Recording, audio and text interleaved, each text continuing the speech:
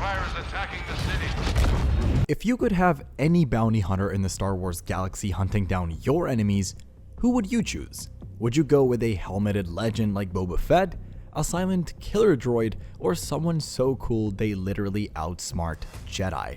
Well, today I'm ranking the top Star Wars bounty hunters from worst to best, so you know exactly who you want on your team and who's more likely to miss the target entirely. Because let's be real, not all bounty hunters are created equal. Some are galactic legends, and some just stood in the background hoping no one noticed they forgot their blaster. So grab your tracking fob, load up the credits, and let's break down the most feared mercs in the galaxy.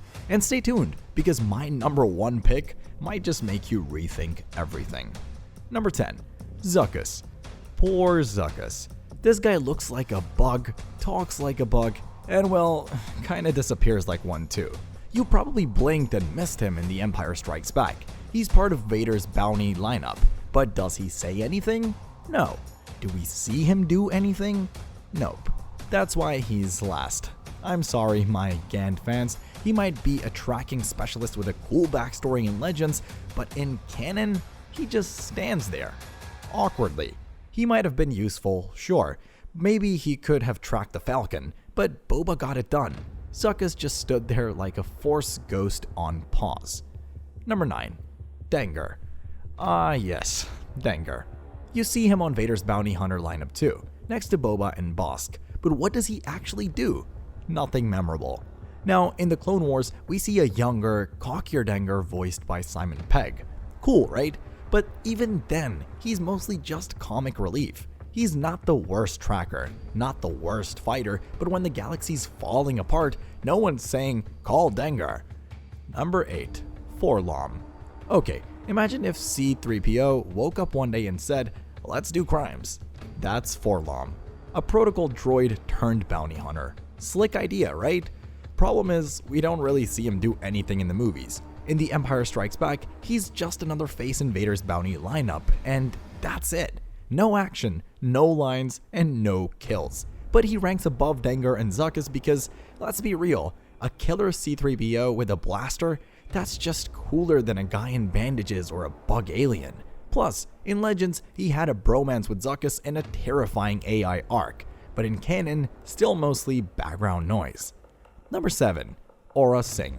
She had a split-second cameo in The Phantom Menace, but don't let that fool you. Aurra Sing trained Boba Fett. In the Clone Wars, she's straight up savage, sniping Jedi, pulling heists, mentoring young Boba, and just being scary in general. She tried to kill Padme. She blew up a Senate building. She even went toe-to-toe with Jedi more than once. So, you may be asking, why is she this low? Because she dies off screen. Yup, we learn in Solo that Tobias Beckett pushed her to death. And I'm sorry, but for a character with her rep, that's a weak way to go out. She deserved a real fight, not a shove and a shrug.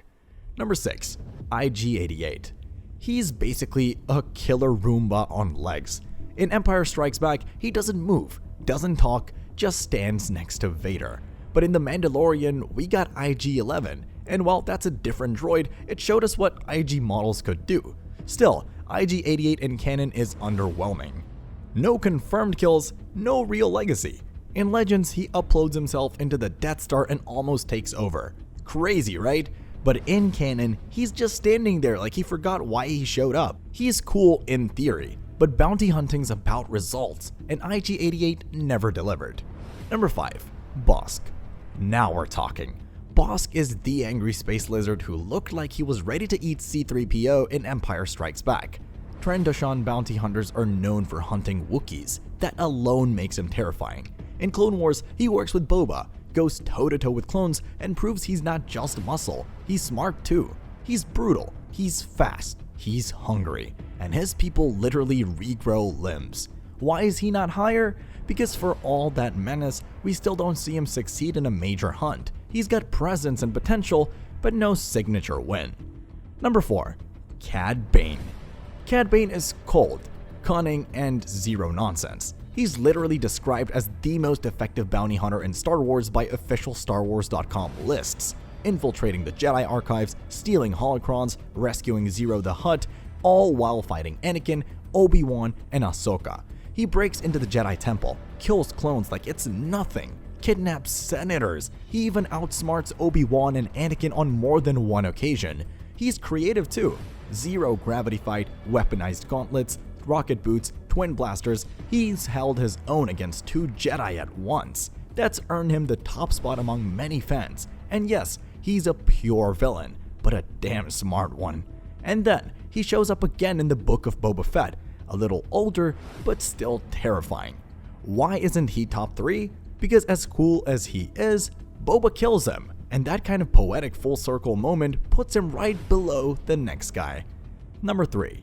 Jango Fett.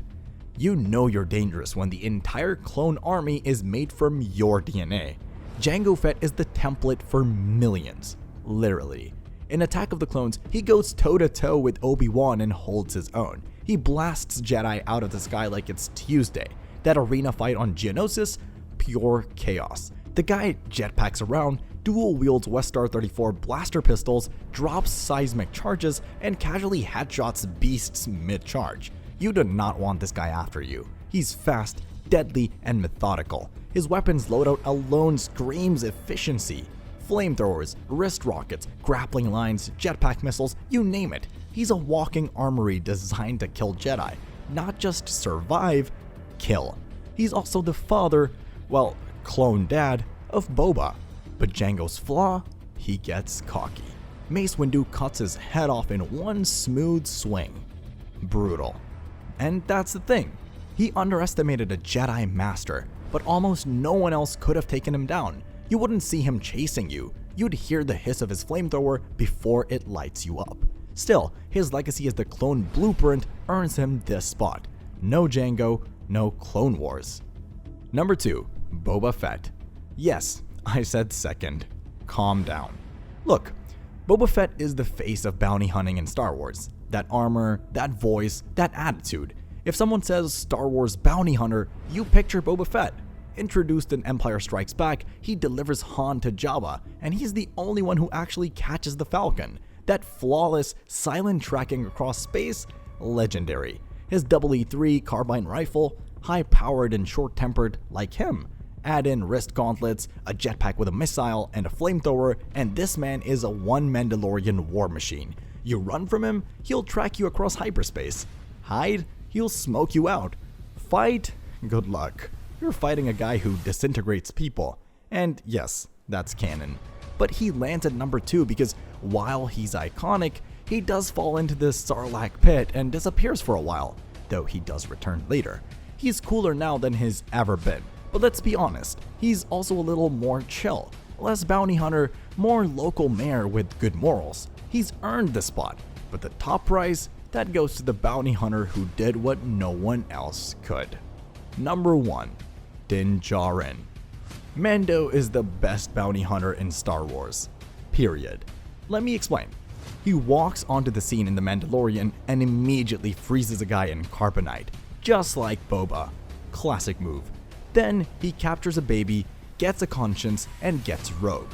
That one choice sets off a galaxy-wide manhunt, an empire chase, and multiple showdowns with Moff Gideon. He's a one-man arsenal. Plus, his Beskar armor makes him practically indestructible. You can't shoot him, you can't stab him, and trying to outsmart him is usually your last mistake. You do not want Din Djarin sent after you. He's not just deadly, he's relentless. He doesn't blink, doesn't quit, doesn't miss. Even when the odds are 10 to 1, he still walks away, and when he doesn't, he limps off, patches himself up, and comes back stronger. Just look at Season 1, Episode 3. He takes on an entire Imperial facility alone, gets shot up, barely escapes with Grogu, and still returns later with upgraded armor and a jetpack like nothing happened.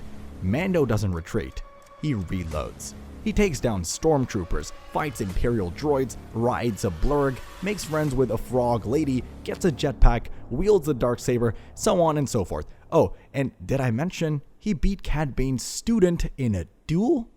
So there it is, the most legendary bounty hunters in Star Wars ranked. Do you agree with the list? Would you swap Boba and Din?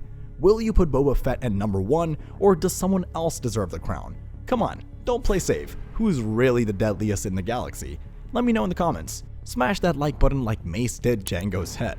Subscribe for more Star Wars contents and let me know what you think. Guess what we'll be rating next week? Trust me, you don't want to miss it. And as always, may the Force be with you.